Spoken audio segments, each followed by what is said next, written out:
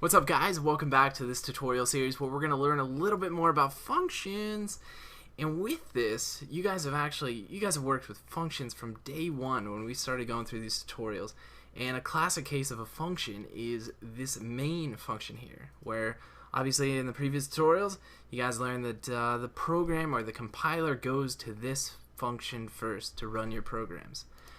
But continuation, we also went through printf and scanf is a couple other functions there.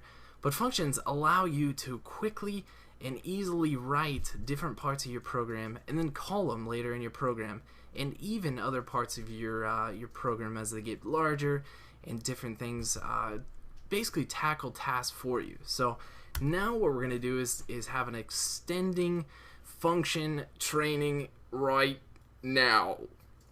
And so what we're going to do is just quickly write, well, let's start up here. We're going to write out a quick function, and then I'm going to explain it here. So we're going to write void, which basically is the first part of our function.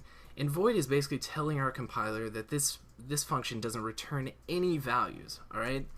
It's a little bit different from like int, where we're returning an integer value to our main function, all right? So we're going to start out with void, and we're just going to call this our Jedi rank. Whoops. Jedi rank. And then we're going to put some parentheses there where we won't have any arguments being passed into it. We could put void here to tell our compiler don't allow any arguments to be passed through. In this case, we'll just leave it blank. And I put a semicolon there. I actually wanted to put some curly braces there, because essentially this right here is a function in and of itself. Alright? So we've got our main function, which our compiler comes to, and it goes, hey, whatever's in here, execute. Alright, and we have nothing there, so it's not going to run anything. You can go ahead and run your program now. And we also have this Jedi rank, which isn't being called anywhere, but we've established the function that we're going to call later in our program here. And so essentially, again, the void basically tells our program or our compiler that there's going to be no values passed into this specific named function here. We go on to the next part, which is Jedi rank, which is our name of the function, and then we go on to these parentheses here, which tells our program any arguments that would be passed through this function here. Alright, so that's cool. We've developed a function. Now what we're going to do is put a little application into it, and we're going to have it print to screen.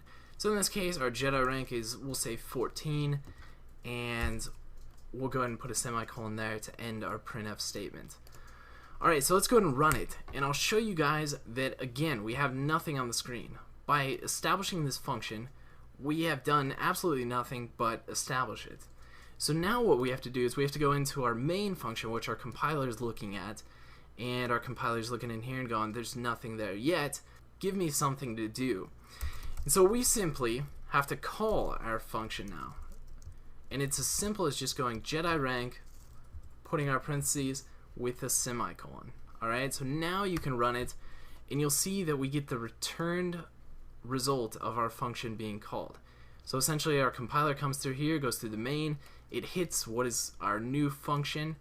This function here looks to where we've established it and takes the actions and the program statements that we've developed here and displays those on the screen accordingly. Alright, so we can do the same thing with, we can create another function. We'll just go void, and we'll go Jedi master. We won't pass any arguments there. Don't forget the curly braces. And then we'll simply printf.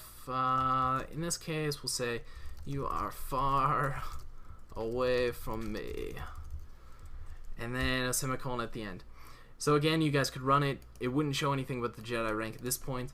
But we could go down here and call our function Jedi master. And when we go ahead and run our program, it goes 14. You are far away from me. And then what we can do also is we can add a Jedi rank, another one, and another one.